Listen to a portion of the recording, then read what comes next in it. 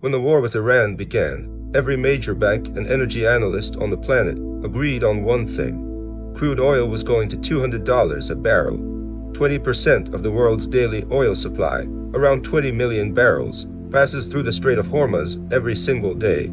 Close it, and you do not just get a regional energy crisis, you get a global one. Months later, the strait is still effectively closed. The war is still expanding, and the price of oil is sitting comfortably below $100. Something stopped the apocalypse, and almost nobody is talking about what it was.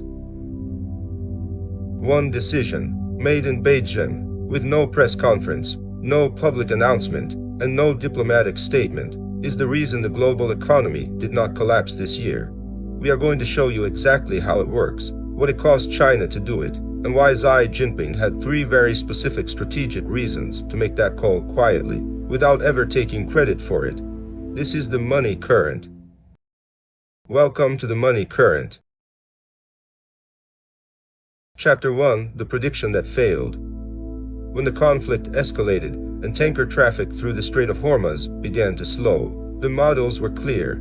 Goldman Sachs, Morgan Stanley, Bank of America all pointed to the same pressure point.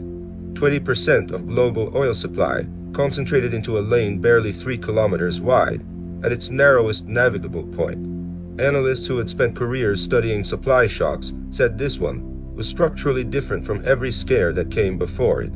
The US was actively involved. Insurance costs for tankers had tripled in a matter of weeks, and there was no credible backup route.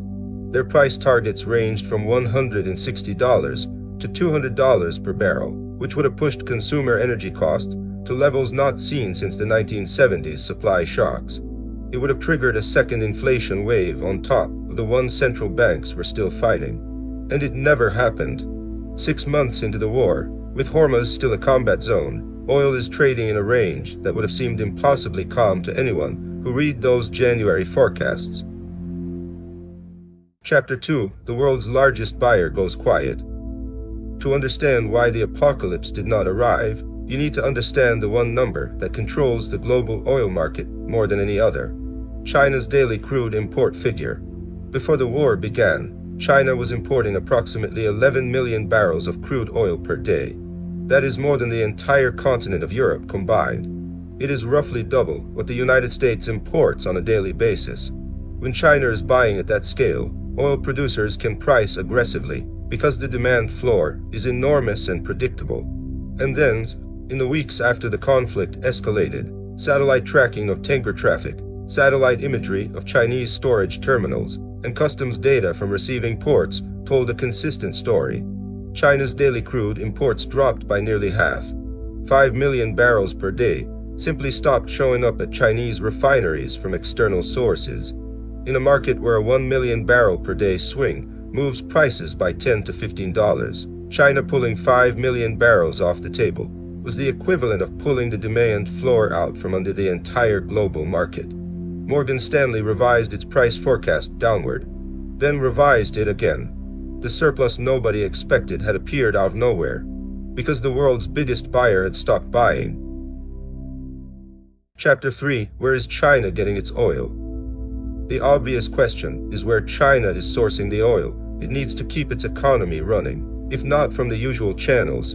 The 2 most likely answers are Russia and China's own strategic petroleum reserve, and the evidence points clearly toward the second one. Satellite imagery of Chinese ports shows no meaningful increase in Russian tanker traffic during the period of reduced imports.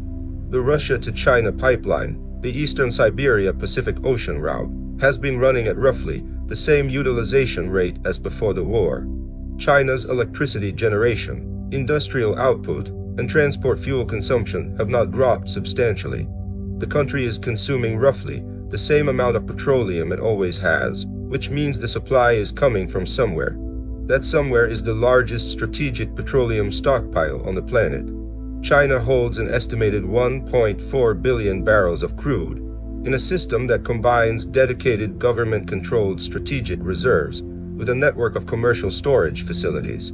The strategic component alone, around 360 million barrels, kept specifically for national security scenarios, is enough to sustain the country's entire import-dependent consumption for 120 days, with zero external supply. China is burning through that stockpile to keep its refineries running, while its market purchases drop to near zero. And it is doing this silently, because admitting it would be strategically costly in ways we will explain. Chapter 4: The numbers behind the decision. When you run the math on what China is doing, the scale of it becomes clear. 5 million barrels per day of reduced imports, sustained over 6 months, means China has drawn down approximately 900 million barrels from storage. Even with a reserve of 1.4 billion barrels total, that is a significant fraction of the entire stockpile. It also tells you something important about the timeline. At this rate, China can sustain this posture for a few more months before the strategic reserves fall to levels that begin to create real vulnerability. This is not a plan that can run indefinitely. It is a tightly calculated window, one large enough to reshape the global oil market during a specific crisis period, but not large enough to become a permanent substitute for imports. The financial cost is real as well. Petroleum stored in a strategic reserve is not earning a return. It is a national asset being liquidated at the current price of oil to fund a geopolitical strategy that has no official name and no public budget. China is spending that stored energy now, in a moment it has apparently judged to be worth the cost. Chapter 5: China has played this game before. This is not the first time China has used commodity positioning as an instrument of geopolitical strategy, quietly and without announcement. When Russia was hit with severe Western sanctions in 2022, China did not openly buy Russian oil at scale immediately.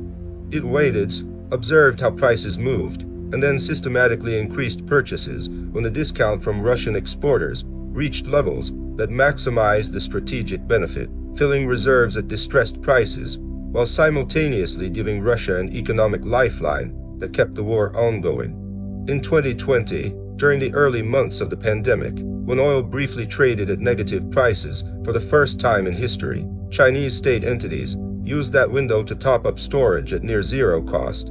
The pattern across these episodes is consistent. China treats commodity markets as an extension of foreign policy, not just as an economic input.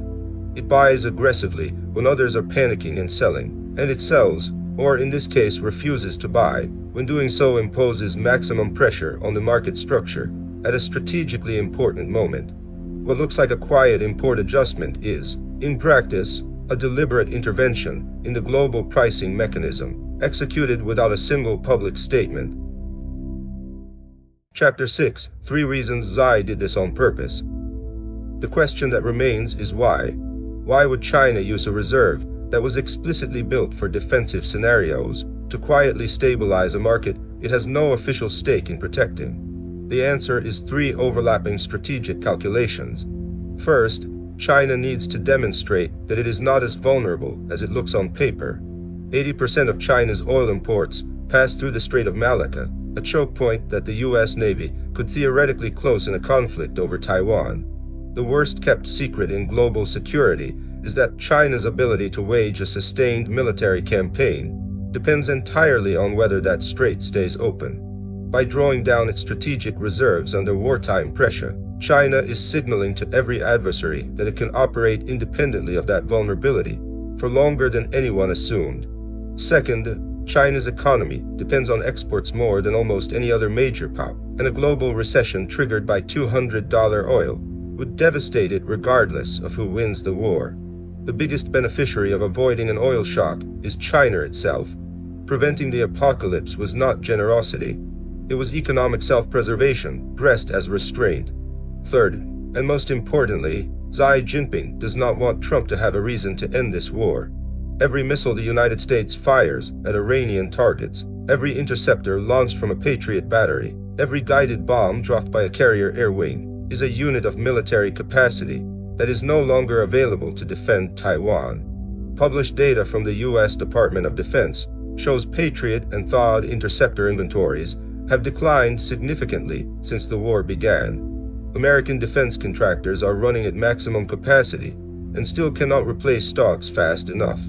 By keeping oil prices below the threshold that would force Trump to negotiate a ceasefire. China is buying itself time, not to buy oil, to watch the United States exhaust the arsenals that would otherwise stand between Beijing and Taipei. That is the hidden logic behind the number that did not move when everyone said it would. Not diplomacy, not market forces, one government quietly burning through a reserve it spent decades building, for reasons it will never officially state.